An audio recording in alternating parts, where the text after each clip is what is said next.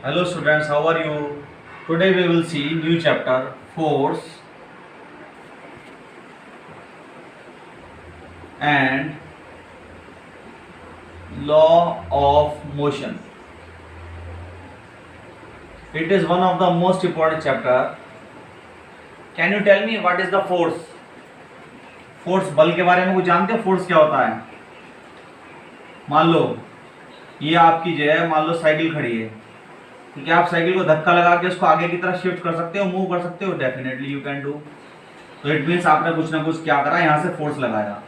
जब आपने धक्का दिया तो उस तरह के फोर्स को कहते हैं पुश। या आपकी अगर साइकिल है ऐसे, ठीक है, और आप साइकिल को हैंडल से पकड़ के खींच रहे हो, इसको कहते हैं पुलिंग। यहीं से ये फोर्स की बेसिक डेफिनेशन निकल के आती है। What is force? फोर्स क्या है? फोर्स इज ए पुश और पुल। ठीक है, फोर्स क्या है? एक पुश और पुल है ऑन द बॉडी।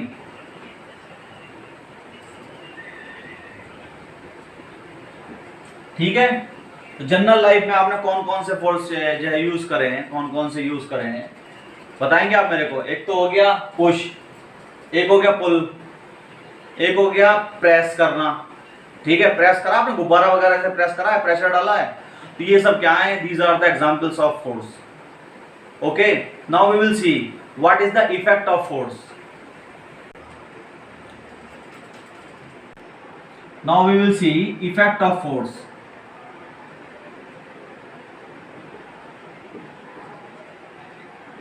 क्या आप फोर्स के इफेक्ट बता सकते हो?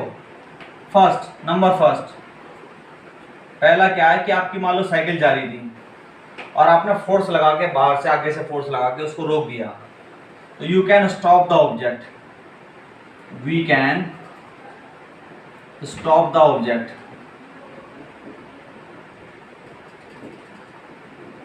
Bye force. ये आपने फोर्स लगा के उस चीज को रोक दिया। नंबर टू, आपको जो साइकिल पे कोई लड़का जा रहा था, आपने जोर से इसको पुश कर दिया जिसकी वजह से उसकी साइकिल की स्पीड बढ़ गई। देन इससे क्या निष्कर्ष निकला? We can change the speed of object by applying force.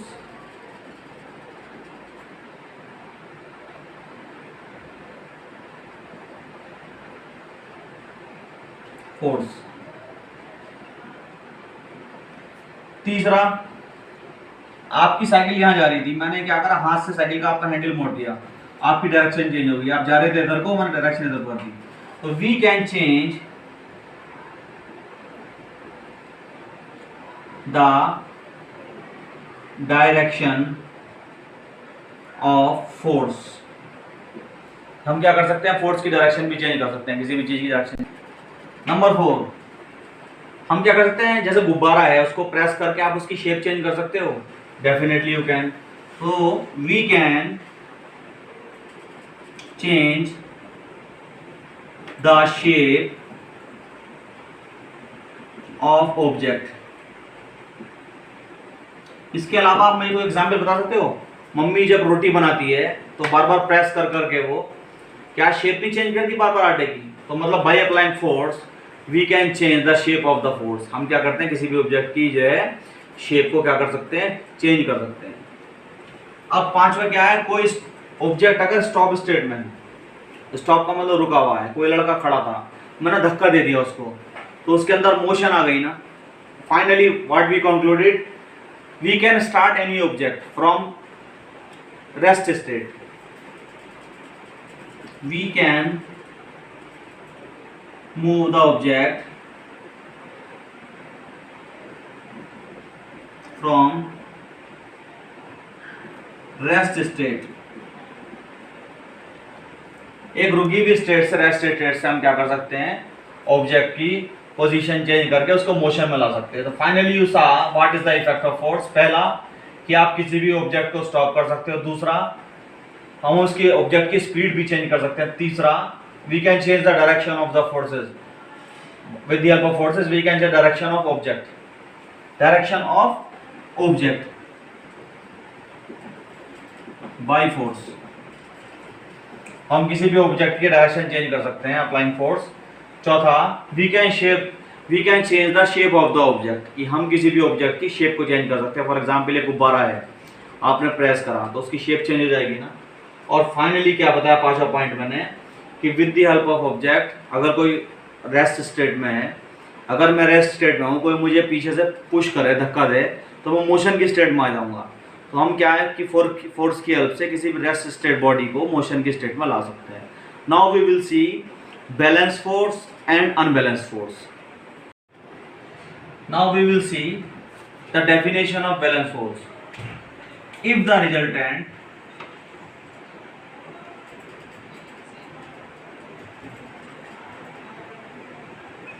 of all the forces is zero,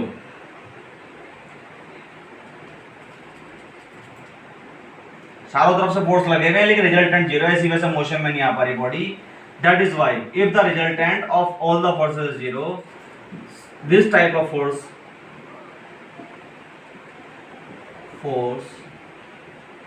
is called balance force.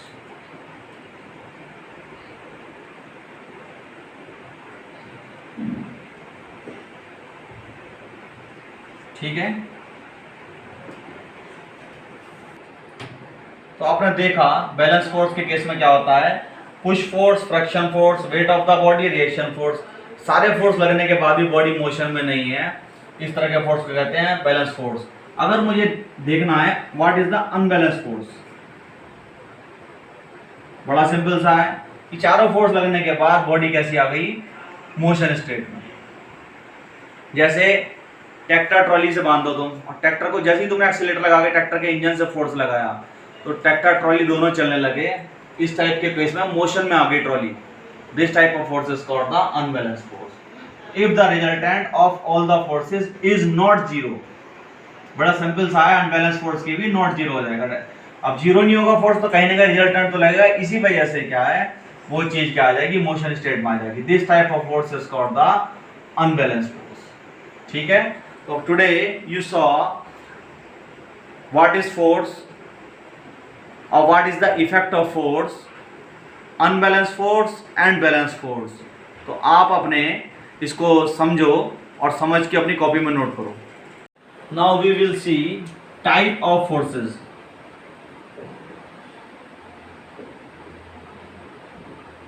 तो कितने तरह के टाइप्स होते हैं फोर्स के, दो टाइप्स होते हैं. Number A balance force,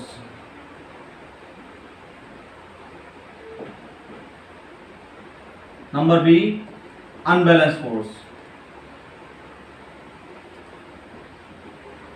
Now we will see what is the balance force.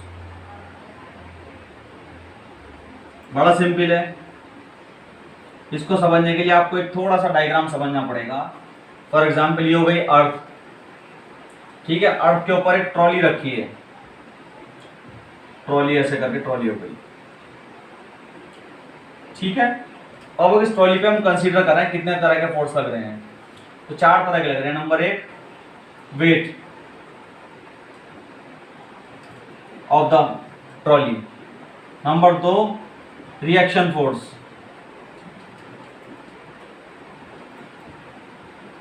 जब आप किसी चीज को नीचे की तरफ प्रेस करते हो तो रिएक्शन फोर्स ऊपर की तरफ लगता है. फॉर एग्जांपल आप जमीन पे अपने पैर रखो, आपका पैर भी थोड़ा सा दब जाएगा. क्यों दबेगा, क्योंकि जमीन से रिएक्शन आपके पैर की तरफ आएगी. नंबर थ्री, यहां से आप क्या करा, आपने पुश लगाया force.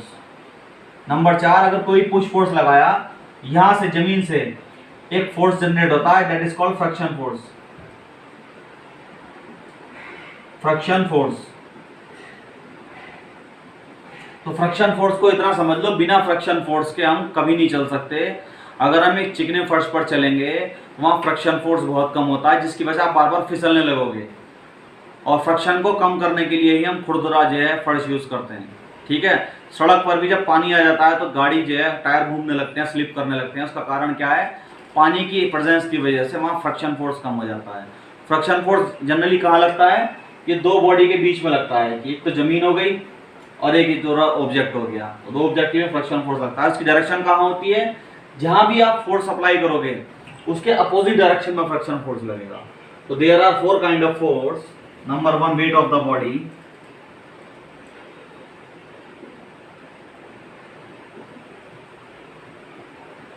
Number 2 reaction force, number 3 push force, number 4 friction force.